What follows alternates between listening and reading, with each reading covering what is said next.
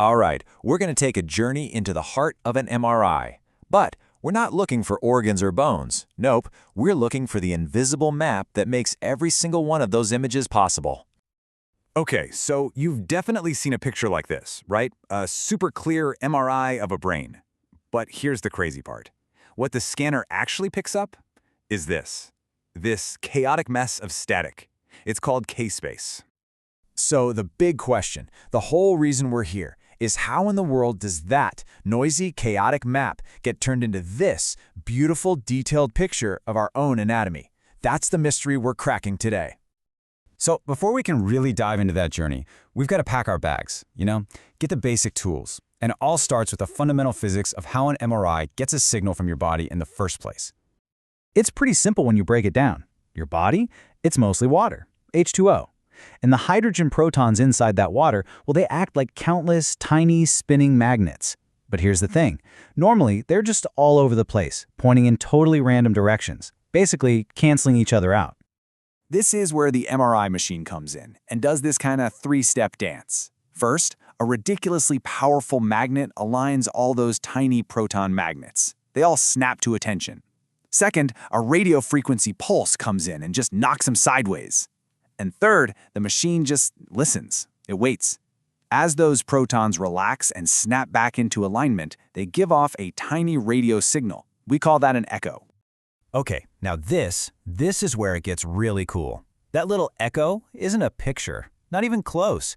It's a single, jumbled up signal that has information from the entire slice of the body, all at once. So, how on earth do you unscramble that? Well, the answer is in that chaotic map we saw earlier. That's where all the magic happens. So let's get to know this thing called the K-space blueprint. It's like the secret recipe for creating our final image. So let's be super clear. K-space is not a picture of your anatomy. It's a data grid, a matrix that stores information about what we call spatial frequencies. Now that sounds complicated, but here's an easy way to think about it. Low frequencies describe the big blurry shapes, and high frequencies describe all the sharp, fine details.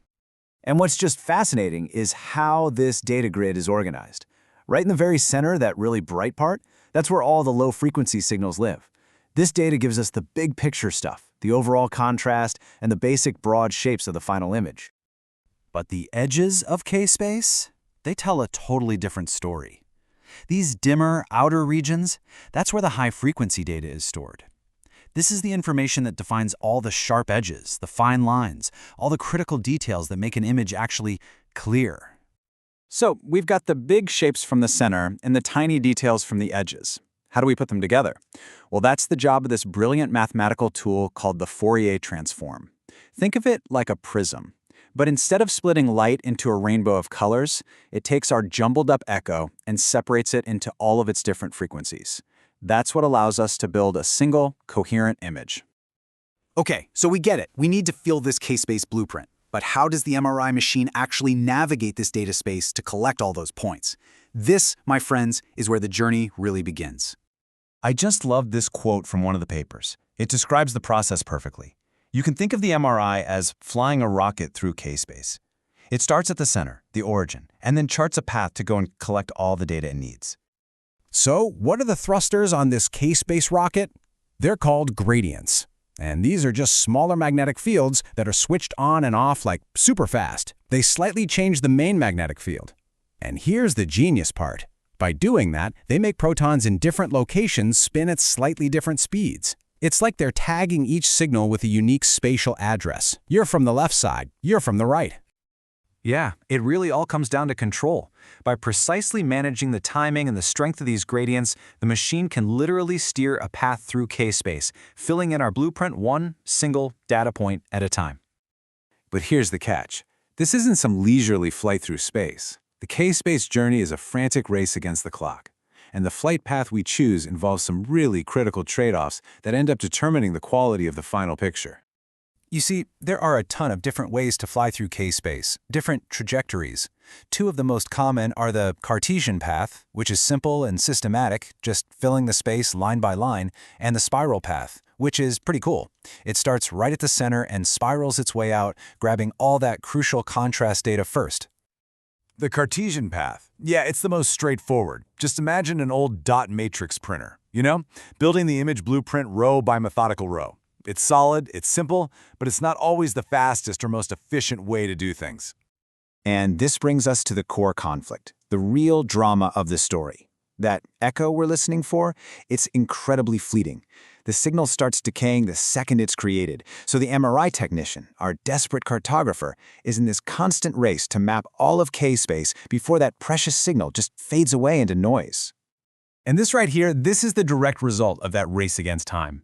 The longer you can listen for the signal, the better your signal-to-noise ratio gets, and the clearer the image becomes. But every single extra second in that scanner costs time, it costs money, and it's tougher for the patient. So every MRI is this fundamental trade-off between speed and quality. So, given this crazy race against time, how are we making the K-space journey better? Well, the future is all about finding a smarter, more clever way to navigate. Because here's the key takeaway. A better MRI doesn't just come from a stronger magnet. It comes from a smarter journey through K-space. It comes from a more clever flight path that can gather the most important data in the shortest amount of time. And this, right here, is where modern computing completely changes the game. AI is now being trained to be a kind of smart navigator, learning the absolute optimal flight path for any given scan. It can design these incredibly complex trajectories that are way more efficient than anything a human could design, and that leads directly to clearer images in less time. So, think about it. We've gone from a chaotic map of what looks like static to a crystal clear view inside the human brain.